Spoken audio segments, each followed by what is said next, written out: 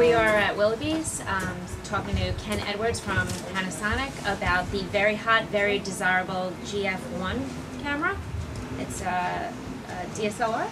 Correct. Well, it's an interchangeable lens camera. Okay, so is so it... like a digital SLR, but what makes it different from your typical digital SLR is that it is a micro four thirds mirror-free design camera. So is it a DSLR? Or is it a point and shoot? It would fall into the SLR category, but it's not your traditional SLR in the sense that it has a mirror-free design, meaning that there is no mirror or pentaprism. So the main benefit behind that is that it allows it to be virtually 33% smaller than your standard SLR camera. Okay. But like an SLR, it has the yes, quality of the interchangeable lenses. Exactly. Why don't you tell me about the lenses a little bit? So these lenses, these are micro four thirds lenses. So this kit comes with a standard 14 to 45 millimeter lens. So the 35 millimeter equivalent to that would be a 28 to 90 millimeter. So everything in micro four thirds you would double to get the 35 millimeter equivalent. Okay. So again, one of the main advantages to a micro four thirds camera is that it's smaller and lighter, much easier to carry around, and you get all the benefits of a traditional digital SLR. So the GF1 is very compact, and with the hot shoe adapter allows you to use the electronic viewfinder, the LV-F1, which is sold as an optional accessory. Mm-hmm. And one of the benefits to this viewfinder is that this camera also has a built-in pop-up flash. With a touch of a button, this flash is able to be actuated, and it's not in the way of the viewfinder, so they both can be used at the same time together. This is something called Intelligent Auto, as the majority, all of our line does. There's Intelligent Auto that kind of takes the guesswork out of photography. Okay. It'll adjust the ISO, the f-stop accordingly, but there's also shutter priority, aperture priority, and full manual mode. Okay, so you can set different things separately, and then also completely can take control of how you want your picture to look. Exactly. Okay. Exactly. Great. And let's see, how many megapixels is this? This is a 12.1 megapixel camera. And what is the ISO on this camera? The ISO range is from 80 to 3200. Wow, so it shoots really well in low light situations, absolutely. That's great. This camera is also doubles as a camcorder. Records AVCHD Lite, which records 720p. No, what was that? AVCHD Lite. So AVCHD is the new one of the newer formats for recording motion video. Okay. So the advantage of that is that you can record this video, and that you can play it back on Blu-ray players using traditional DVD type format discs. Very cool. And can you plug this right into your TV? You can. You can? You can. With a mini HDMI cable, this can plug right into your Panasonic high-definition television. You can play back with a touch of a button. Great. That's great. And what type of battery does it take? It runs on a lithium-ion battery. Okay. Rechargeable? Yes, this rechargeable. It charges in 120 minutes or less. Okay, good. That's exactly what I was just going to ask. How many frames per second on this camera? Approximately 3 frames per second. Okay. And would you say that the menu and sub-menu of this camera are easy to navigate? I would say so, with the touch of a button. So again, to access the menu, touch of a button, and then here we have a range of flash options. Scrolling over here are different various film modes: standard, dynamic, nature, smooth, nostalgic. These are different stabilizer modes. Well, you can have the OIS, optical image stabilization, on at full time, or in option 1, it's only when I have to press the shutter lag.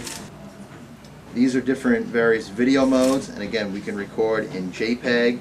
This also records in AVCHD Lite, or in VGA mode.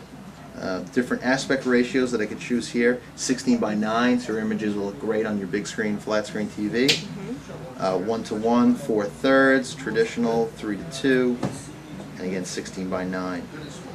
This camera shoots in RAW as well as in standard fine mode, and these are different various. If I want to adjust the brightness on the LCD, you can either do it auto or underpower the LCD. These are different exposure levels that I can change. And again, these are all just the full menu system just by scrolling through here on the toggle buttons.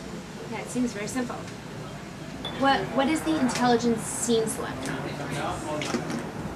So in IA mode, the intelligent scene selector will automatically adjust. If I'm close up, will automatically adjust to a macro shot. You see the flower pops up? I do.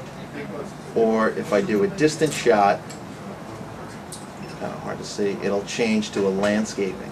So again, it'll automatically adjust the aperture, the f-stop, etc. in IA mode if you don't want to go into the manual and adjust it yourself. Okay. Okay, so now overall, if you had to say to me, because I've heard so many great things about this camera. This is like the hottest camera. Everybody wants this camera. Why?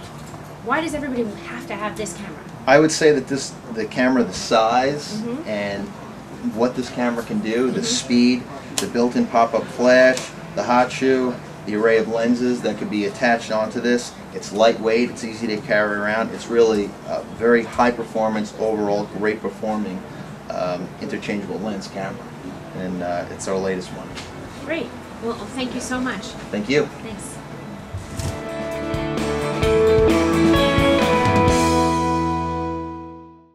Hi, I'm Deanna from PhotoAmerica.tv, and this is Cliff Hausner. He's a professional photographer in New York City for the last 25 years. Okay, we're talking about the very popular GF1. It's a mirrorless design that's somewhere between a DSLR and a point-and-shoot.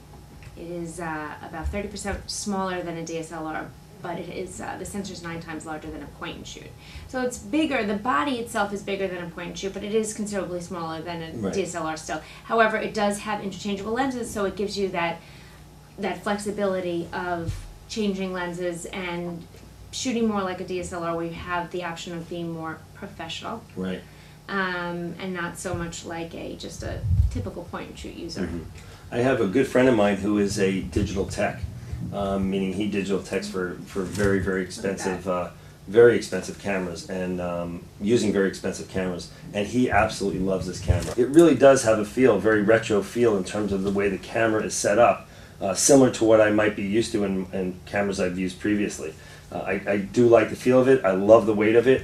And if my buddy's using it and he's a digital tech and he loves the quality of the images, that speaks enough to me for the quality of the image, even though you are working with a smaller chip size. So he's able to take this out with him. We go out on location, he'll go out with other photographers, and where he's actually digitally teching for them, but at the same time he's able to do his grab shots of things that he wants to shoot. Yeah, it has 720p high def video. I mean, it's described as a small, elegant, very powerful camera. Great quality stills, great quality video. This is a very popular camera right now. Everybody wants it. They're just selling off the shelves. I also very much like that it has manual as well as autofocus mode on it as well. So I mean, and you have a hot shoe on the top of it. Yeah, it's a hot camera. Yep.